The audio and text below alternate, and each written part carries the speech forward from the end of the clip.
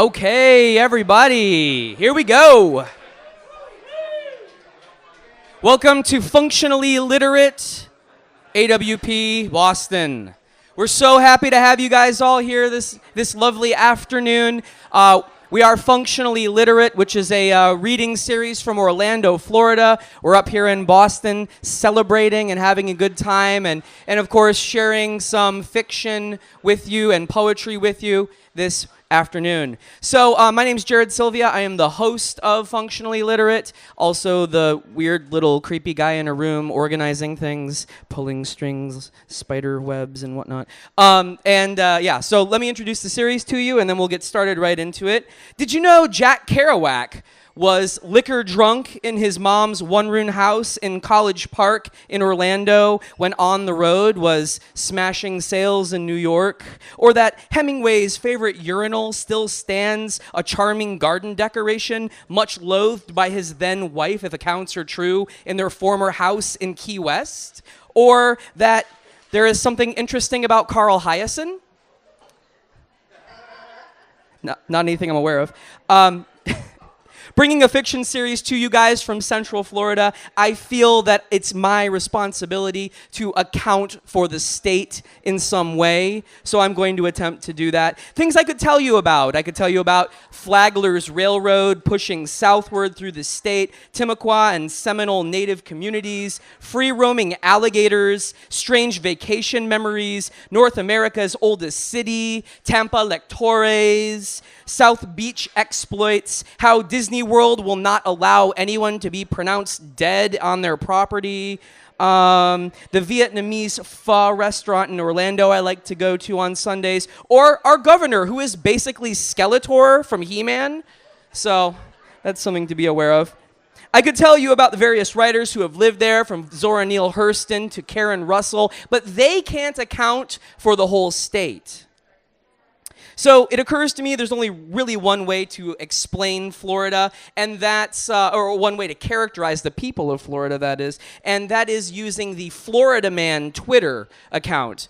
If you're not familiar with the Florida Man Twitter account, it's basically a collection of true news article items, all basically about a Florida man doing something. But when you read it collectively, it kind of takes on the visage of a super villain narrative. So let me read you a few of Florida man's exploits.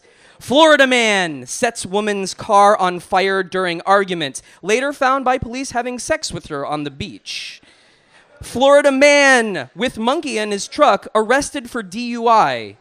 Florida man, high on a cocktail of cocaine, synthetic drugs, and Four Loko, stabs a CVS employee. Florida man, arrested, forcing pit bulls to drink rum. Florida man, police find cocaine in his prosthetic leg. Florida man, arrested for driving while masturbating with a toy gun in his ass. Florida man attacks 3 women with a sword and peanut butter sandwich. Florida man breaks Chihuahua's leg, tipping disabled owner into traffic. Florida man spent 6 months posing as a deputy to impress girlfriend, actually works at Pizza Hut. High on synthetic weed, Florida man calls 911 twice to report that his dreams are real. Florida man slapped with warning after riding dying sperm whale.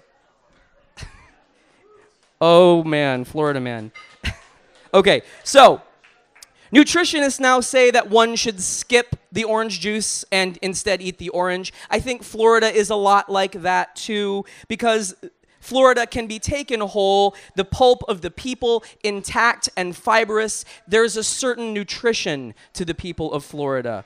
There are actual human beings living in this alien landscape, and a vision struck me recently while I was at the Orange County Regional History Center, staring at a picture of an early Florida immigrant.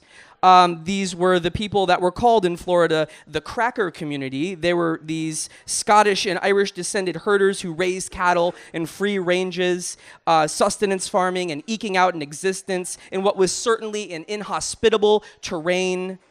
This particular man was holding aloft a 6-foot-long rattlesnake that he had skewered as it slithered nearby his cabin, where only the barest necessities for living would have been found.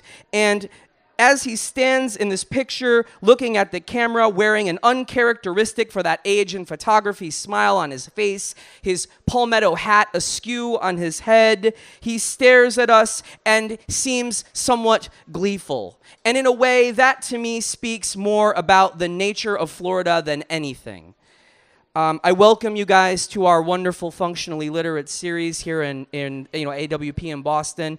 We're going to present to you 6 fantastic readers today.